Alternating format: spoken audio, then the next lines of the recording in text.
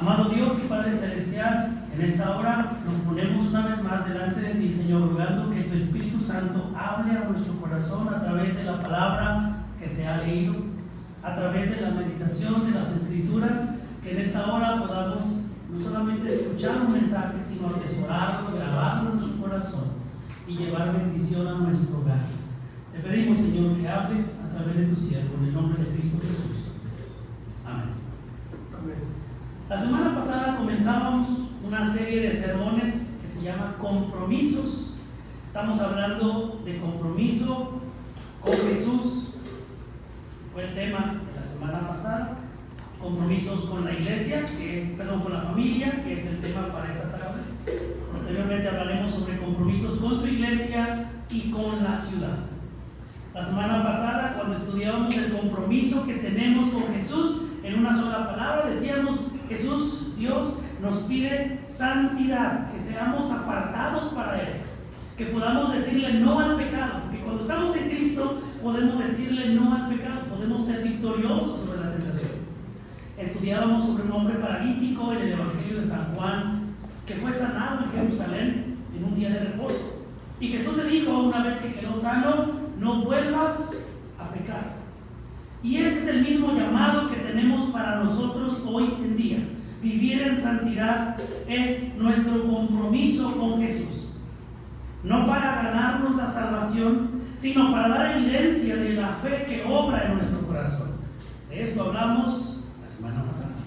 Hoy estudiaremos esta parte de la Escritura que hemos leído en Colosenses capítulo 3, versículos del 12 al 25, con el tema compromiso con la familia. Todos tenemos familia, ya sea que tengamos a los hijos, ya sea que tengamos a la esposa, ya sea que tengamos a los padres, ya sea que nuestro círculo familiar sea realmente muy unido o no lo sea. Todos somos parte de una familia. Y como le preguntaba a los niños, y los niños siendo muy honestos, todos dijeron que no eran hijos perfectos. Y cuando le preguntaba a los padres si son padres perfectos, y nadie levantaba la mano. Cuando preguntaba si había esposos perfectos, y nadie levantaba la mano. Definitivamente todos tenemos que aprender, de acuerdo a la Escritura, los principios que Dios nos da para mostrar ese compromiso que hemos tenido con Dios a través de Jesucristo, y cómo esto lo podemos llevar a la familia. El propósito de este mensaje es motivar a cada miembro de la familia, padres, hijos, esposos, a vivir su papel, el rol que Dios nos ha dado en la familia. Vivir ese rol con amor, con perdón, con responsabilidad, reflejando el carácter de Cristo en el hogar. Puesto que no somos familias perfectas, puesto que necesitamos mejorar en el rol que tenemos, ¿qué principios adquirimos de la palabra? En primer lugar, vemos cuál es el corazón del compromiso. ¿Cuál es el centro de este compromiso? Una actitud transformada.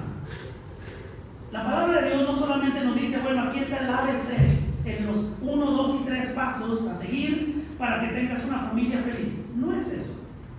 No es cumplir con una serie de requisitos y entonces tu familia automáticamente, al adquirir estos nuevos hábitos, vas a tener una familia perfecta. No. Hay una actitud en el corazón que está siendo transformada. Podemos ver en el versículo 12 entonces tu identidad. Una identidad que transforma el carácter. Dice el versículo 12: por lo tanto, como escogidos de Dios, santos y amados, vístanse de afecto entrañable y de bondad, humildad, amabilidad y paciencia. En este versículo podemos ver dónde está tu identidad en la familia. Tu identidad está en haber sido escogido por Dios, en que eres santo, ya hablamos de esto la semana pasada, en que eres amado. Y por lo tanto, tu ropaje, tu carácter, esa ropa nueva que Dios te da a través de Jesús, te la puedes poner. ese afecto entrañable, que se traduce también como misericordia. Son virtudes esenciales en todo creyente para llevar bendición a la familia. Vístete, dice el apóstol Pablo, de afecto entrañable y de bondad, de humildad, de amabilidad y de paciencia. Cuando en la familia tú y yo manifestamos algo de esto, tu familia es bendecida por el Señor. Y no estamos hablando de que te pongas a pensar, sí es cierto, a mis papás les hace falta esto, esto y aquello. Sí, a la esposa, si tan solo ella fuera más bondadosa, más humilde, o si tan solo mi esposo fuera más paciente. No, aplícalo para tu vida, aplícalo para ti mismo. ¿Por qué? Porque al final de cuentas la palabra es para ti. Generalmente nos vemos en la tentación de pensar, a ver, ¿qué le hace falta al que está a mi lado, al que está al frente o atrás de mí? ¿Qué le hace falta al esposo, a los hijos, a la esposa, a los padres, a los abuelos, a los nietos? No pienses de esta manera. Piensa, ¿qué me hace falta a mí? Porque cuando actuamos, cuando nos vestimos con este nuevo ropaje, debido a la identidad que tenemos con Cristo o en Cristo, este ropaje no es una máscara, es parte de lo que Dios está obrando en nuestro interior y se deja ver hacia el exterior. También en el versículo 12 podemos ver el poder del perdón en la familia. Dice el versículo 13, de modo que se toleren unos a otros y se perdonen si alguno tiene queja contra otro. Padres, ¿cuántas quejas no han escuchado de los hijos? Bueno, sobre todo cuando son pequeños, cuando están en la juventud, en la adolescencia. ¿Cuántas quejas? Es que mira me dijo, es que mira me hizo, es que él comenzó, es que ella hizo. Entonces comenzamos a escuchar las quejas. A veces los hijos escuchamos las quejas entre los esposos. Es que tu papá, es que tu mamá hizo aquello. No debería ser así. Dice la palabra, si alguno tiene queja contra otro, que se perdonen, que se toleren los unos a los otros. Y pone un estándar, pone una medida. Así como el Señor los perdonó, perdonen también ustedes. Porque, amada iglesia, queridas familias, el perdón mantiene unida a la familia. Sin perdón hay un distanciamiento. Cuando no llevamos a la práctica el perdón, la familia se separa. Y es muy triste ver a la familia separada. Es muy triste cuando miembros de la familia no se otorgan el perdón. Qué lamentable es cuando la familia no pone en práctica el perdón. Cuando un hermano dice de su otro hermano, tengo mucho tiempo sin saber de él porque no lo puedo ver. Cuando no hay reconciliación. El perdón como una práctica constante frente a múltiples diferencias de opinión. Los hermanos no pensamos igual unos con los otros. Por supuesto, los hijos pensamos muy distinto a los padres y los padres piensan muy distinto a los hijos. Hay muchas diferencias de opinión. Pero a pesar de esas diferencias de opinión, cuando hay algo que nos separa, dice la palabra, pone en práctica el perdón. ¿Va a perdonar? No siempre es fácil. Porque perdonar significa asumir que la otra persona yo la puedo reconocer como inocente, aunque no lo es. Perdonar significa absorber el costo de lo que haya pasado. Perdonar, conceder el perdón, significa tratar a la persona como si nada hubiese ocurrido. Llevar la relación a ese nivel como era antes de la ofensa. Por eso dice la Escritura, así como el Señor los perdonó. Porque perdonar no es, está bien, te digo que te perdono, pero no me hables, no me busques. Eso no es perdón. Imagínense que así nos hubiera perdonado el Señor Jesús. Está bien, te perdono, pero ya no te voy a dar bendiciones. Ya no vas a ser mi hermano. Te perdono, pero ya no más. Ya no es, que no se repita. Bueno, el Señor quiere que no se repita el pecado. Pero así como el Señor nos perdonó, la encomienda es perdonen también ustedes. El versículo 14, además de mostrarnos ese perdón que nos ofrecemos en la familia, muestra al amor como el vínculo perfecto. Dice el versículo 14: por encima de todo, vístanse de amor, que es el vínculo perfecto. El amor es descrito aquí como un pegamento que sostiene la relación familiar. El amor que cubre a esa relación en la familia. En segundo lugar, además de ver el corazón del compromiso, podemos ver cuál es ese ambiente del compromiso. Hay paz, hay gratitud y está presente la palabra de Dios.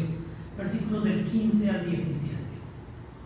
Dice el versículo 15, podemos ver que la paz de Cristo es como nuestro juez, como nuestro árbitro. Dice el versículo 15, que gobierne en sus corazones la paz de Cristo, a la cual fueron llamados en un solo cuerpo, y sean agradecidos. Cuando Cristo gobierna el corazón, la familia puede vivir en armonía. Cuando Cristo gobierna el corazón, esto es evidente en las relaciones matrimoniales, es evidente en la relación con los hijos, con los padres, es evidente en la relación con la familia extendida. Que la paz de Cristo gobierne tu corazón. También podemos ver en el versículo 16 la palabra de Cristo como fundamento. Que habite en ustedes la palabra de Cristo con toda su riqueza. Instrúyanse y aconséjense unos a otros con toda sabiduría. Canten salmos, himnos y canciones espirituales a Dios con gratitud de corazón. ¿Cuál es el alimento espiritual que más se escucha en tu casa?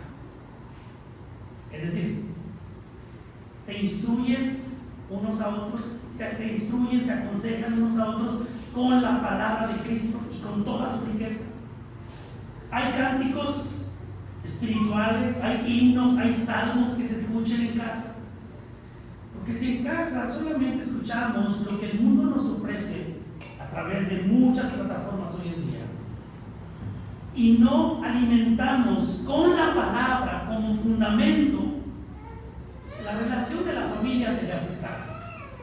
Todas aquellas series, películas, canciones, donde no está Cristo presente, están alimentando nuestra mente, pero no de una forma saludable.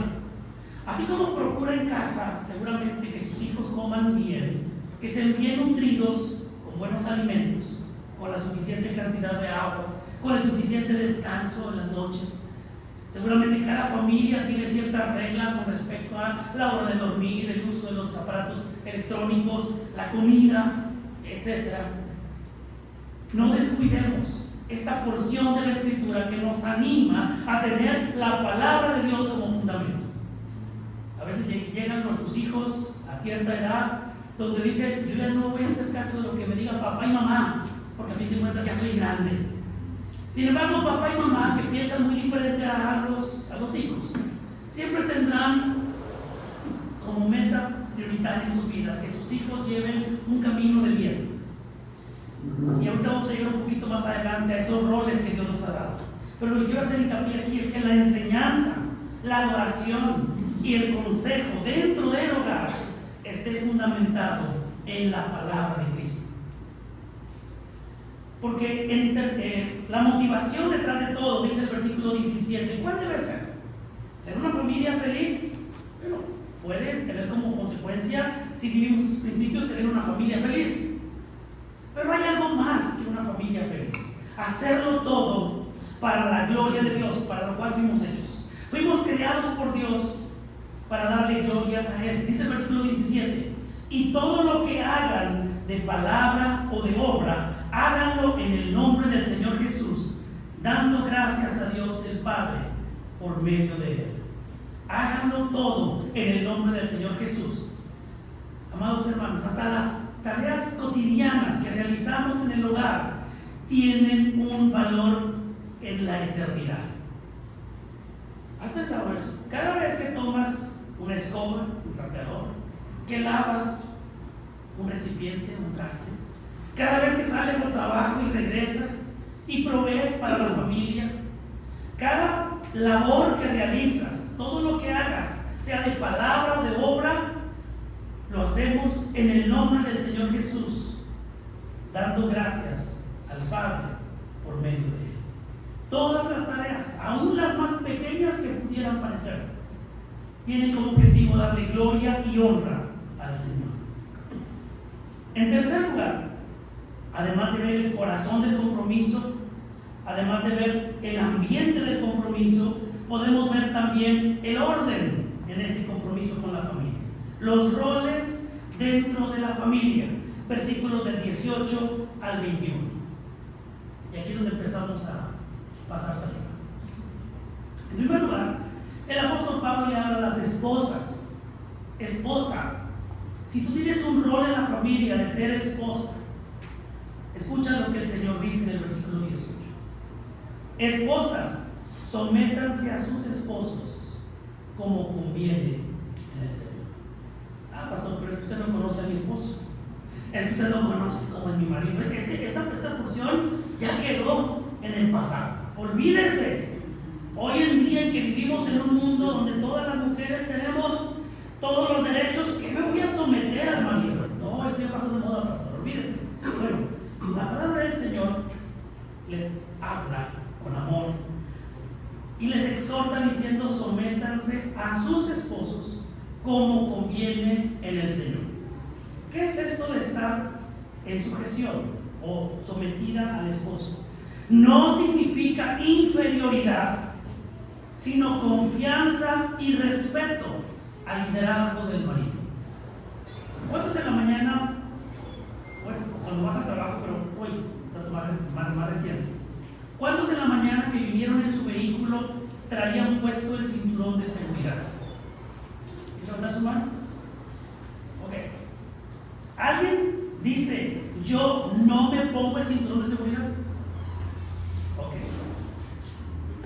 ¿Alguien dice: me voy por la bendición de Dios y sea lo que tenga que hacer, que pase lo que tenga que pasar, porque no me gusta usar el cinturón de seguridad?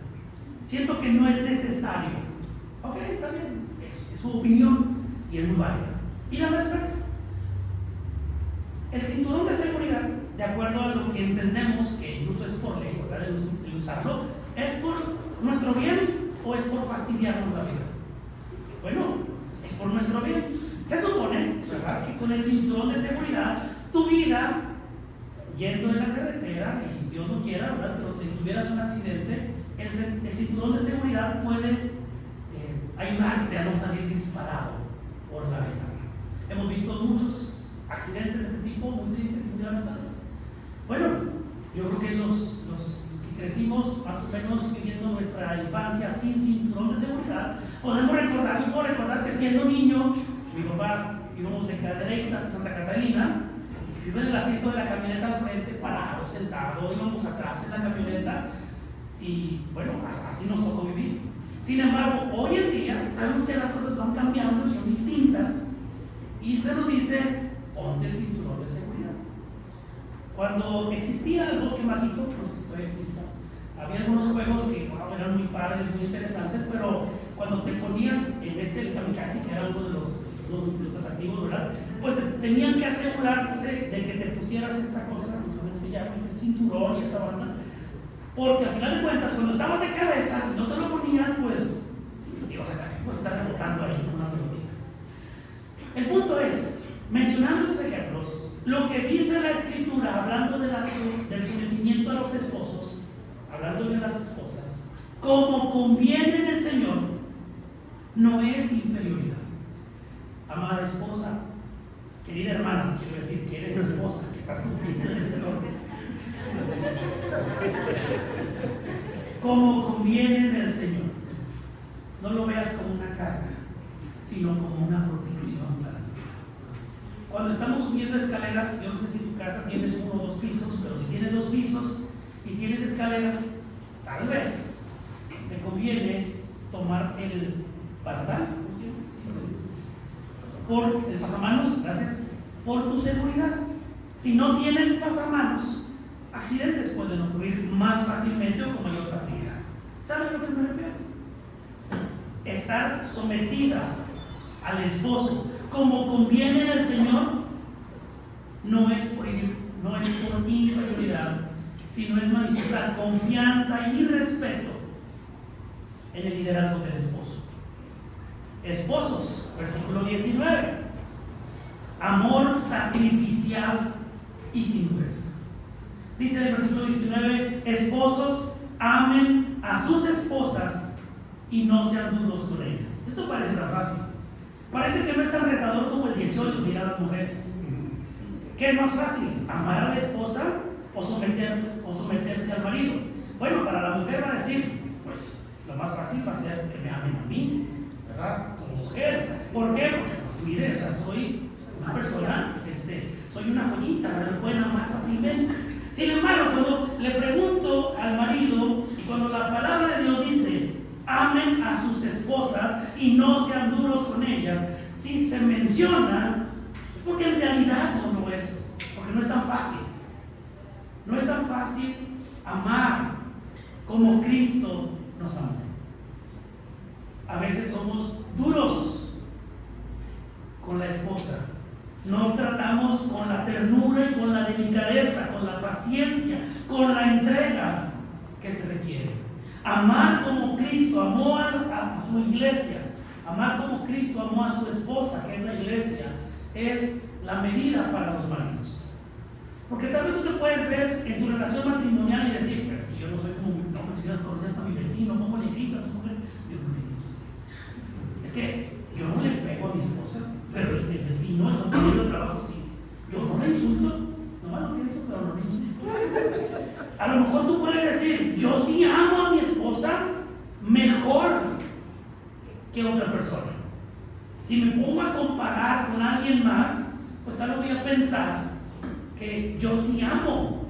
Pero cuando la medida es Cristo, cuando la medida, esto lo encontramos en Efesios capítulo 5, cuando la medida del amor que yo le debo a mi esposa es como Cristo amó a su iglesia, quiero decir que yo no amo a mi esposa así. Me falta mucho. Y en ese rol de esposo que Dios me ha dado, le pido al Señor esto: ayúdame a amar a mi esposa, a no ser duro con ella. Hijos, en el rol de la familia, ya hablo a la esposa, al esposo y a los hijos. Obediencia. Y los papás podemos decir, pues es bien fácil obedecer. Solo acuérdate cuando tú tenías la edad de tus hijos. Solo acuérdate cuando estabas en ese rol y tal vez todavía tienes la bendición de tener un rol como hijo, como hija. La obediencia que le debemos a los padres como hijos, versículo 20, obedezcan a sus padres en todo, porque esto agrada al Señor. Y aquí es donde los papás le decimos a los hijos, mira, apréndete este versículo. Es bien fácil, hijos, obedezcan a sus padres en todo. ¿Se fijó la respuesta que me dio mi hijo cuando se convirtió en los niños? Sí, y a los padres le dicen que no exasperen a sus hijos. Porque es más fácil señalar el rol de la otra persona en el rol familiar. Así como la esposa dice, mira, marido, dice que me ames y que no seas duro conmigo. Hijos, obedezcan a sus padres en todo, es un mandamiento bíblico, porque esto agrada al Señor. La obediencia a los hijos en el rol que Dios nos ha dado como hijos es honrar a nuestros padres. Y tal vez podremos decir, bueno, es que ya soy mayor de edad, ya no vivo con mis padres, yo soy parte de otra familia. El deber general, la responsabilidad general como hijos es seguir honrando a nuestros padres. Pues es que ya no están conmigo, ya partieron a la presencia del Señor. Aún así, honrar la memoria de tus padres, recordar cómo te instruyeron en el camino del Señor, aprender a vivir con los valores que tu padre, tu madre te enseñó, aun cuando ya no estamos viviendo bajo su mismo techo. El testimonio de la obediencia es muy poderoso. Y hablando del último rol que se menciona en el versículo 21, a los padres. Y ahí donde los hijos dicen, ya ves, papá, la Biblia te habla. Instrucción sin causar desaliento. Padres, no exasperen a sus hijos, no irriten a sus hijos, no sea que se desanimen. Y tú como padre puedes decir que tengo todo el derecho de imponer esta disciplina a mi hijo. Tengo todo el derecho de llamar la atención por esto y aquello. Y claro, yo no estoy cuestionando eso, no se me voy a malinterpretar. No estoy hablando ni promoviendo este tipo de disciplina que hoy en día se promueve, que casi le pides permiso a tu hijo para ver si quiere hacer esto o aquello. No se trata de eso. Se trata de ser bíblicos al momento de aplicar una disciplina. Disciplina con ternura, disciplina con sabiduría. Corregir a los hijos sin quebrantar su espíritu, sin causar un desánimo en sus corazones. ¿Cómo? ¿Cómo es posible esto? ¿Cuántas veces como padres no aplicamos ciertas reglas en casa y no las cumplimos nosotros? ¿Cuántas veces le decimos a los hijos que hagan y no lo hacemos nosotros? Esto causa desánimo en los hijos. Esto causa cuestionamiento, porque hoy en día los hijos, a diferencia de nosotros cuando éramos hijos, y no es por compararnos, simplemente vivimos otros tiempos, son otras formas. Estoy seguro que si somos más o menos contemporáneos, no cuestionábamos a papá o mamá. Si papá o mamá daba una indicación, sí o no. Pero no decíamos, ¿y por qué? No, imagínate, cuestionar a tus padres era una falta de respeto. Lamentablemente el respeto se ha ido perdiendo con el paso de los años y ahora escuchaba yo una explicación acerca de los padres que somos padres podadores, que tratamos de que los hijos no tengan su caminito todo bien bonito y le quitamos a los hijos las piedras, los leños, las malezas en el camino para que ellos no sufran lo que nosotros sufrimos. Y a veces le causamos al hijo, a la hija, un gran problema, porque tú y yo sabemos lo que es salir de adversidades y tu hijo tiene el camino todo fácil para él. Y cuando llegan problemas, tu hijo no sabe cómo resolverlos. A esto me refiero, a esto se refiere este ejemplo de no ser padres podadores, sino más bien que la motivación que hay en nuestro corazón como padres al momento de dirigir, corregir, instruir a los hijos es no causarles desaliento, no causar desánimo en sus vidas. Y en cuarto lugar, y por último, la motivación del compromiso. Ya hemos mencionado esto con anterioridad. Servir, hacer las cosas como para Dios, como para el Señor. Versículo 23 y 24, que si bien en el versículo 22 está hablando a los esclavos, hay que recordar que en ese tiempo el apóstol Pablo, el Imperio Romano tenía en su sistema de economía, había el sistema de la esclavitud. Hoy en día tú y yo ya no tenemos esclavos, aunque a veces te puedas sentir como uno, como una, no lo eres en los términos de los tiempos bíblicos, ¿verdad? ¿Saben a lo que nos referimos? Tal vez en el rol de patrón y trabajador, vamos a llamar este comparativo. Hagan lo que hagan, trabajen de buena gana, como para el Señor y no como para nadie en este mundo, porque seguramente había amos buenos, como hay buenos patrones, como también había buenos trabajadores, como en su momento había buenos esclavos, y viceversa, buenos y malos, diligentes, negligentes. Versículo 24: sabiendo que del Señor recibirán la recompensa de la herencia, es a Cristo el Señor a quien sirve. Todo miembro de la familia, incluso ya sea un trabajador, ya sea un patrón, debe vivir para agradar a Cristo, porque aún en el rol de un trabajador, la palabra tiene mucho que decirnos. El compromiso familiar no es solo con personas, sino es con Dios mismo. Tal vez como padres hemos tenido o hemos sentido que el compromiso que tengo como padre es darle a mi hijo todo lo que quiere, y no necesariamente esa es mi responsabilidad. Tal vez hemos pensado que mi compromiso es, por supuesto, es llevar el pan a la casa, es decir, traer el sustento a la casa, y por supuesto es parte del compromiso, pero no es el todo. No es el decirle a la esposa, bueno, mira, yo trabajo y tú educas a los hijos, hazle como puedas. A los esposos ya se nos ha dicho, ama a tu esposa y no seas duro con ella. A la esposa le ha dicho: reconoce el liderazgo de tu marido, aun cuando no es perfecto. El compromiso familiar no es solo con personas, sino con Dios mismo. Estas preguntas que nos harán reflexionar: ¿estoy cumpliendo? No señales a tu esposa, a tu esposo, a tu hijo, a tu hija, a tus padres. Yo estoy cumpliendo mi rol en la familia con amor y responsabilidad. Si mi familia me calificara, y créanme que lo hace, su familia lo califica a usted en el rol que tenga, le podrá marcar que está cumpliendo su rol como debería ser. Se nota el carácter de Cristo en mi trato con los niños. ¿Podrá ver mi esposa, podrán ver mis hijos el carácter de Cristo reflejado en mí? ¿Estoy sirviendo a mi familia como si sirviera al Señor? Hace algún tiempo Marcos Vidal sacó un álbum que se llamaba El Arca de Noé. Algunos crecimos tal vez escuchando, ¿se acuerdan ustedes del Arca de Noé? Y había un personaje que era el burrito. ¿Y qué dice el burrito? Trabajar de sol a sol cada día. No me dejan descansar ningún día. En su canción, tal vez se acuerdan. A veces, a lo mejor así te sientes en la familia, no me dejan descansar. Apenas me siento en el sillón y me hablan para hacer algo.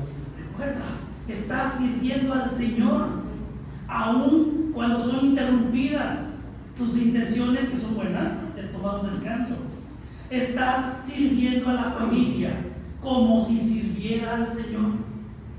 En conclusión, el compromiso con la familia no nace de una emoción o de un deseo que es muy volátil, sino del carácter de Cristo formado en nosotros. Acuérdate, esta es tu identidad en Cristo.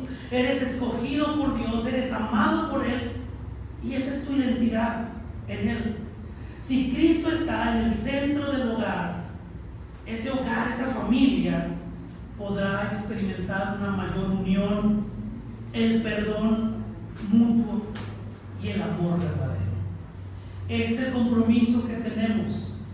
Y habría mucho más que podríamos decir, por supuesto, no vamos a agotar todo lo que tendríamos que decir del compromiso con Jesús o con la familia en estos domingos. Habría muchos temas, podríamos dedicarle uno solo a hablar de los roles del esposo, del padre, del hijo. Es nada más un breve recordatorio de los compromisos que tenemos con Jesús y con la familia. Con Jesús, santidad.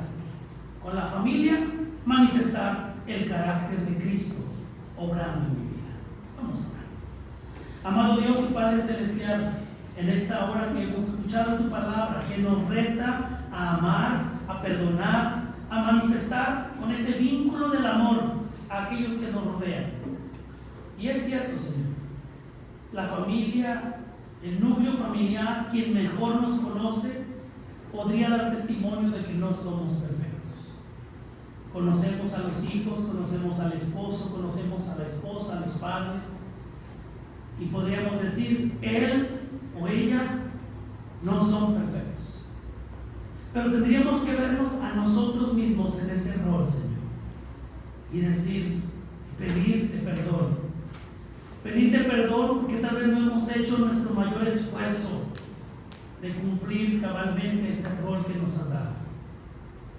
Señor, que otros puedan ver el carácter de Cristo en mi vida, que otros puedan ver la gracia de Dios obrando en mi corazón. Y cuando somos evaluados por la esposa, por los hijos, por el marido, que podamos recordar que somos como cartas abiertas, que otros ven en nosotros no solamente virtudes, sino mayormente defectos. Ayúdanos, Señor, a escuchar esa opinión, a tomarla bajo la luz de Cristo y su Evangelio obrando en nuestra vida y parecernos más a Cristo Jesús. Te lo pedimos en el nombre del Señor. Amén.